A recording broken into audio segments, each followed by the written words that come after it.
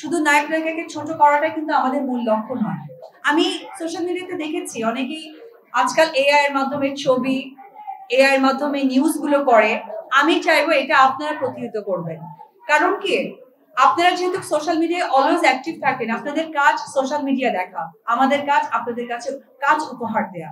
সত্যি ভালো লাগছে আজকে সাংবাদিকদেরকে ফেস করছি অন্যরকম একটা ভালো লাগা থেকে। কারণ সবসময় এই ক্যামেরার মানুষদেরকে পাই, তারা কিন্তু জিজ্ঞেস করেন দিদি আপনি সিনেমা কবে আসবে, কোন সিনেমা করছেন।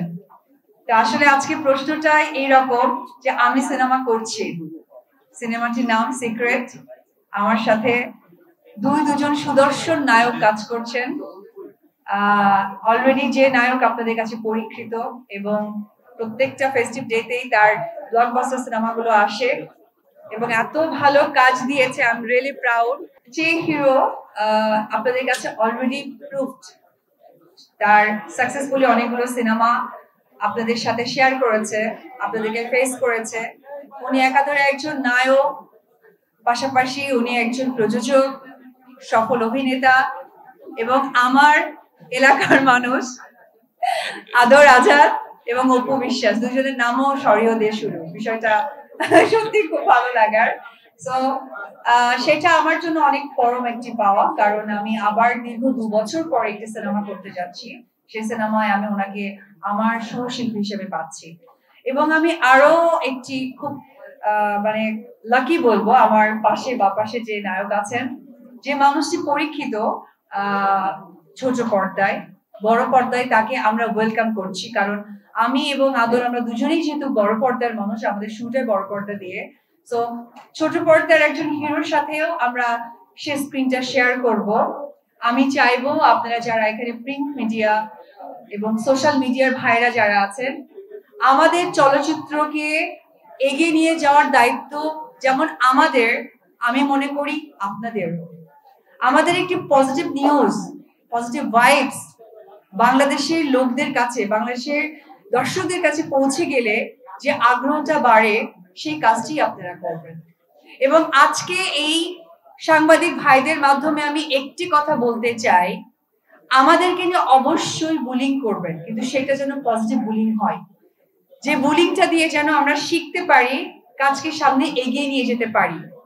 আজকে এমকে প্রোডাকশনকে আমি ধন্যবাদ জানাবো, কারণ আপনারা জানেন বিগত অনেক বছর ধরে শুধুমাত্র শাকিব খানের সিনেমা ছাড়া কিন্তু সেইভাবে প্রোডাকশন হাউসগুলো কাজ করার আগ্রহ প্রকাশ করে না। এটা কিন্তু চলচ্চিত্রের জন্য কখনোই সুসংবাদ নয়।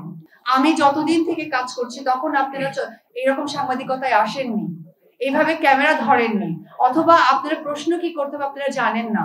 এবং এখানে আরো অনেক সাংবাদিক ভাইরা আছে যারা আমাদের মেকআপ রুমে বসে চা, আমাদের সাথে লাঞ্চ করেছে, আমাদের ইভিনিং এ আমরা একসাথে স্ন্যাক্স খেয়েছি, আড্ডা দিয়েছি। এই যে একটা পরিবেশটা তারা পেয়েছে, এখানে অনেক সাংবাদিক ভাইরা আপনারা পাননি।